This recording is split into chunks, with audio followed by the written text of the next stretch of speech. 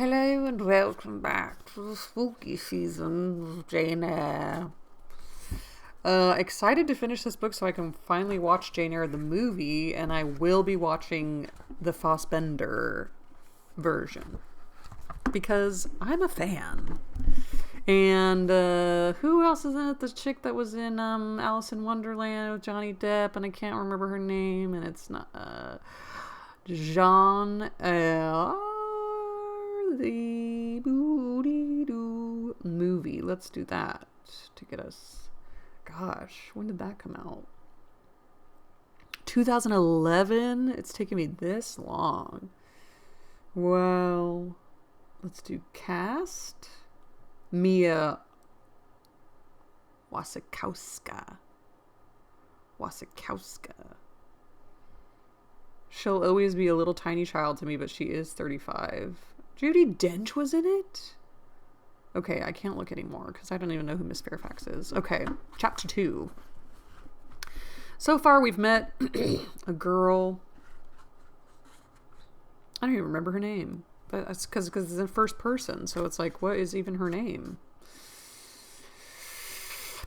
She sounds like she's adopted, and it sounds like she doesn't have a family, and she's living with the Reeds and John Reed, who's 14, and she's 10, but she's speaking like she's 40. I don't know. It's just like she sounds like an adult. What is her name? John Reed is a terrible brother, adopted brother. Sounds like he's awful and beats her. Her name is Jane Eyre. Okay, Emily. The main character's name is Jane Eyre. Okay, got it.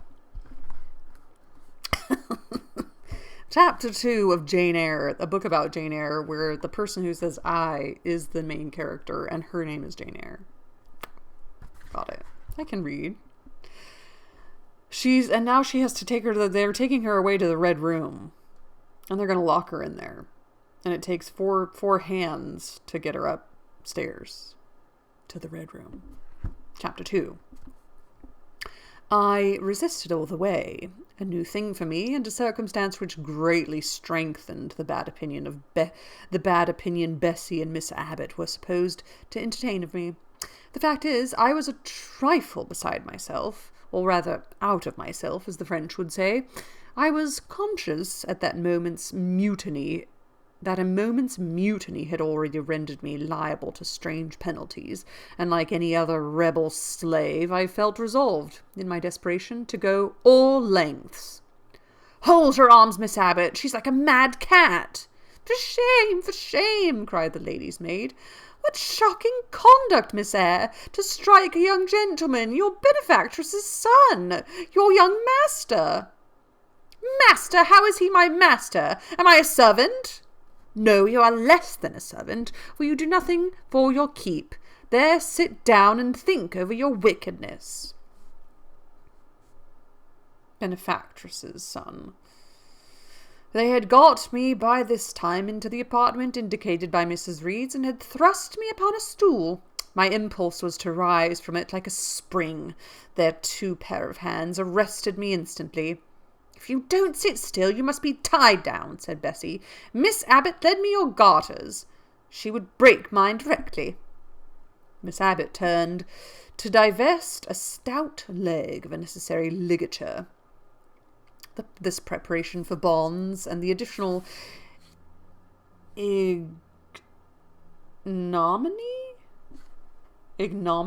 to infer it inferred.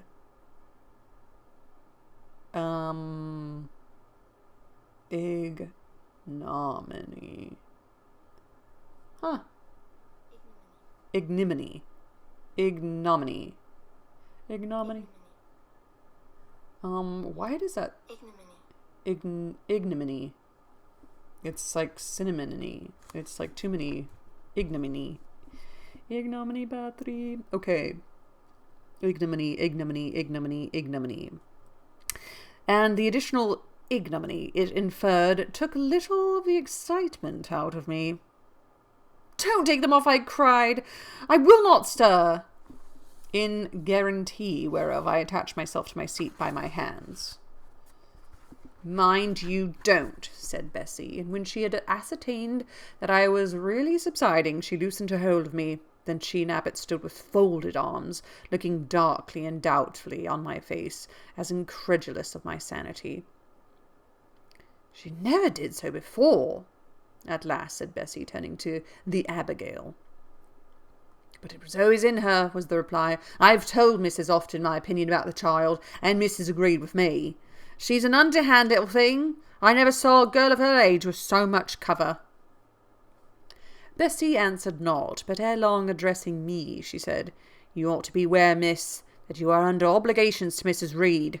She keeps you. If she were to turn you off, you would have to go to the poorhouse. I don't know why these people sound like this. It just came out, and I'm sorry. I had nothing to say to these words. They were not new to me. My very first recollections of existence included hints of the same kind. That's terrible. This reproach of my dependence had become a vague sing-song in my ear, very painful and crushing, but only half intelligible. Miss Abbot joined in. And you ought to think yourself on an equality with the Mrs. Reed and Master Reed, because Mrs. kindly allows you to be brought up with them. They will have a great deal of money, and you will have none. It is your place to be humble, and to try to make yourself agreeable to them. What we tell you is for your good, added Bessie in no harsh voice. You should try to be useful and pleasant, then, perhaps. You would have a home here. If you become passionate and rude, Mrs. will send you away, I am sure. Besides, said Miss Abbot, God will punish her. He might strike her dead in the midst of her tantrums, and then where would she go? Come, Bessie, we'll leave her. I wouldn't have her heart for anything. Say your prayers, Miss Eyre, when you on by yourself, for if you don't repent, something bad might be permitted to come down the chimney and fetch you away. They went, shutting the door and locking it behind them. The Red Room was a spare chamber, very seldom slept in. I might say never, indeed, unless when a chance influx of visitors at Gateshead Hall rendered it necessary to turn to account all the accommodation it contained.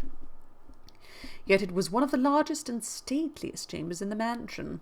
A bed supported on massive pillars of mahogany, hung with curtains of deep red damask, stood out like a tabernacle in the centre. The two large windows, with their blinds always drawn down, were half shrouded in festoons and falls of similar drapery. The carpet was red, the table at the foot of the bed was covered with crimson cloth, the walls were soft fawn colour, with a blush of pink in it. The wardrobe, the toilet table, the chairs were of darkly polished old mahogany. Out of these deep surrounding shades rose high and glared white the piled-up mattresses and pillows of the bed, spread with a snowy Marseilles counterpane, scarcely less prominent, with an ample cushioned easy-chair near the head of the bed, also white, with a footstool before it looking, as I thought, like a pale throne. This room was chill, because it seldom had a fire. It was silent, because remote from the nursery and kitchens, solemn, because it was known to be seldom entered. The housemaid only came here on Saturdays to wipe from the mirrors and furniture a week's quiet dust, and Mrs. Reed herself, at far intervals, visited it to review the contents of a certain secret drawer in the wardrobe, where were stored divers parchments, her jewel casket, and a miniature of her deceased husband. And in those last words lies the secret of the Red Room, the spell which kept it so lonely in spite of its grandeur. Mr. Reed had been dead 9 years. It was in this chamber he breathed his last. Here he lay in state, hence his coffin was borne by the undertaker's men, and since that day a sense of dreary consecration had guarded it from frequent intrusion. Ooh. My seat, to which Bessie and the bitter Miss Abbot had left me riveted, was a low ottoman near the marble chimney-piece. The bed rose before me. To my right hand there was a high, dark wardrobe with subdued, broken reflections, varying the gloss of its panels. To my left were muffled windows. A great looking-glass between them repeated the vacant majesty of the bed and room. I was not quite sure whether they had locked the door, and when I dared move, I got up, went to see. Alas, yes! No chair was ever more secure. Returning, I had to cross before the looking-glass. My fascinated glance involuntarily explored the depth it revealed. All looked colder and darker in that visionary hollow than in reality, and the strange little figure there gazing at me with a white face and arms specking the gloom, and glittering eyes of fear moving where all else was still, had the effect of a real spirit. I thought it like one of those tiny phantoms, half fairy, half imp, Bessie's evening stories represented as coming out of lone, ferny dells and moors and appearing before the eyes of belated travellers. I returned to my stool. Superstition was with me at the moment, but it was not yet her hour for complete victory. My blood was still warm. The mood of the revolted slave was still bracing me with its bitter vigour. I had to stem a rapid rush of retrospective thought before I quailed to the dismal present. All John Reed's violent tyrannies, all his sister's proud indifference, all his mother's aversions, all the servants' partiality, turned up in my disturbed mind like a dark deposit in a turbid well. Why was I always suffering, always browbeaten, always accused? Forever condemned? Why could I never please? Why was it useless to try to win anyone's favour? Eliza, who was headstrong and selfish, was respected. Georgiana, who had a spoiled temper, a very acrid spite, a captious and insolent carriage, was universally indulged. Her beauty, her pink cheeks and golden curls, seemed to give delight to all who looked at her, and to purchase indemnity for every fault. John no one thought had much less punished, though he twisted the necks of the pigeons, killed the little pea-chicks, set the dogs at the sheep, stripped the hothouse vines of their fruit, and broke the buds off the choicest plants in the conservatory. He called his mother old girl, too, sometimes reviled her for her dark skin, similar to his own, bluntly disregarded for her wishes, not infrequently tore and spoiled her silk attire, and he was still her own darling. I dared commit no fault. I strove to fulfill every duty, and I was termed naughty and tiresome, sullen and sneaking, from morning to noon and from noon to night. My head still ached and bled with the blow and fall I had received. No one had reproved John for wantonly striking me, and because I had turned against him to avert further irritation or violence, I was loaded with general opprobrium. Opprobrium. I've got to start writing all these words down. I thought for sure that there would be more overlap and I wouldn't have to look up as many. Opprobrium, harsh criticism or censure. I didn't think I was going to have to look up as many words. Unjust, said my reason, forced by the agonizing stimulus into precious though transitory power. And resolve, equally wrought up, instigated some strange expedient to achieve escape from insupportable oppression, as running away, or if that could not be effected, never eating or drinking more and letting myself die. What a consternation of soul was mine that dreary afternoon! How all my brain was in tumult, and all my heart in insurrection! Yet in what darkness, what dense ignorance was the mental battle fought? I could not answer the ceaseless inward question, why I thus suffered.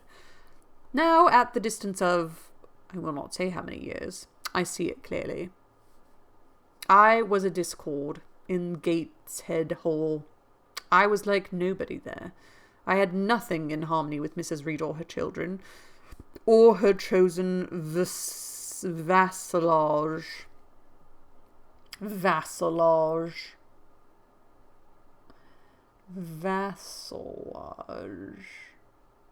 It's not even a word anymore. Oh, vassalage refers to the feudal relationships where a person, the vassal, pledges loyalty and service to a lord, typically in exchange for land or protection. Vassalage. Huh. If they did not love me, in fact, as little did I love them. They were not bound to regard with affection a thing that could not sympathize with one amongst them, a heterogeneous thing, opposed to them in temperament, in capacity, in propensities, a useless thing incapable of serving their interest, or adding to their pleasure, a noxious thing, cherishing the germs of indignation at their treatment, of contempt of their judgment. I know that I had been a sanguine, brilliant, careless, exacting, handsome, romping child, though equally dependent and friendless. Mrs. Reed would have endured my presence more complacently. Her children would have entertained for me more of the cordiality of fellow-feeling. The servants would have been less prone to make me the scapegoat of the nursery. Daylight began to forsake the Red Room. It was past 4 o'clock, and the beclouded afternoon was tending to drear twilight. I heard the rain still beating continuously on the staircase window, and the window howling in the grove behind the hall. I grew by degrees cold as a stone, then my courage sank. My habitual mood of humiliation, self-doubt, forlorn depression, fell damp on the embers of my decaying ire. All said I was wicked, and perhaps I might be so. What thought had I been but just conceiving of starving myself to death? That certainly was a crime, and I was fit to die. And was I fit to die? Or was the vault under the chancel of Gateshead Church an inviting bourne? In such vault, I had been told, did Mr. Reed lie buried, and led by this thought to recall his idea, I dwelt on it with gathering dread. I could not remember him, but I knew that he was my own uncle, my mother's brother, that he had taken me when a parentless infant to his house, and that in his last moments he had required a promise of Mrs. Reed that she would rear and maintain me as one of her own children. Well, this is sounding more and more like a Harry Potter book. Mrs. Reed probably considered as she had kept his promise, and so she had, I dare say, as well as her nature would permit her. But how could she really like an interloper, not of her race, and unconnected with her after her husband's death by any tie? It must have been most irksome to find herself bound by a hard-wrung pledge to stand in the stead of a parent to a strange child she could not love, and to see an uncongenial alien permanently intruded on her own family group. A singular notion dawned upon me. I doubted not, never doubted, that if Mr. Reed had been alive he would have treated me kindly. And now, as I sat looking at the white bed and overshadowed walls, occasionally also turning a fascinated eye towards the dimly gleaming mirror, I began to recall what I had heard of dead men troubled in their graves by the violation of their last wishes, revisiting the earth to punish the perjured and avenge the oppressed. Ooh, ghosts! Ghosts and ghouls! And I thought Mr. Reed's spirit, harassed by the wrongs of his sister's child, might quit its abode, whether in the church vault or in the unknown world of the departed, and rise before me in this chamber. I wiped my tears and hushed my sobs, fearful lest any sign of violent grief might waken a preternatural voice to comfort me, or elicit from the gloom some hallowed face bending over me with strange pity. This idea, Consolatory in theory, I felt would be terrible if realized. With all my might, I endeavored to stifle it. I endeavored to be firm. Shaking my hair from my eyes, I lifted my head and tried to look boldly round the dark room. At this moment, a light gleamed on the wall. Was it, I asked myself, a ray from the moon penetrating some aperture in the blind? No, moonlight was still, and this stirred. While I gazed, it glided up to the ceiling and quivered over my head. I can now conjecture readily that this streak of light was in all likelihood a gleam from a lantern carried by someone across the lawn. But then, prepared as my mind was for horror, shaken as my nerves were by agitation, I thought the swift darting beam was a herald of some coming vision from another world. My heart beat thick, my head grew hot. A sound filled my ears, which I deemed the rushing of wings. Something seemed near me. I was oppressed, suffocated. Endurance broke down. I uttered a wild, involuntary cry. I rushed to the door and shook the lock in desperate effort. Steps came running along the outer passage. The key turned. Bessie and Abbot entered. "Miss Eyre, are you ill?" said Bessie. "What a dreadful noise! It went quite through me," exclaimed Abbot. "Take me out! Let me go into the nursery," was my cry. "What for? Are you hurt?" "Have you seen something?" again demanded Bessie. "Oh, I saw light. Oh, I thought it was a ghost would come. I thought a ghost would come." I had now got hold of Bessie's hand, and she did not snatch it from me. "She screamed out on purpose," declared Abbot in some disgust. "And what a scream! If she had been in great pain, one would have excused it, but she only wanted to bring us all here. I know her naughty tricks." What is all this? Demanded another. Oh, what is all this? Demanded another voice peremptorily. I feel really bad that movies have made me think that, like, servants speak a specific way. But maybe it's true. Just when it says Mrs., I'm like, oh, maybe that's not proper English, and that's what comes to my head, and that might be really classist. Okay. Mrs. Reed came along the corridor, her cap flying wild, her gown rustling stormily. "Abbot and Bessie, I believe I gave you orders that Jane Eyre should be left in the Red Room till I came to her myself." "Miss Jane screams so loud, ma'am," pleaded Bessie. "Let her go," was the only answer. "Loose Bessie's hands, child. You cannot succeed in getting out by these means, be assured. I abhor artifice, particularly in children. It is my duty to show you that tricks will not answer. You will now stay here an hour longer, and it is only on condition of perfect submission and stillness that I shall liberate you then."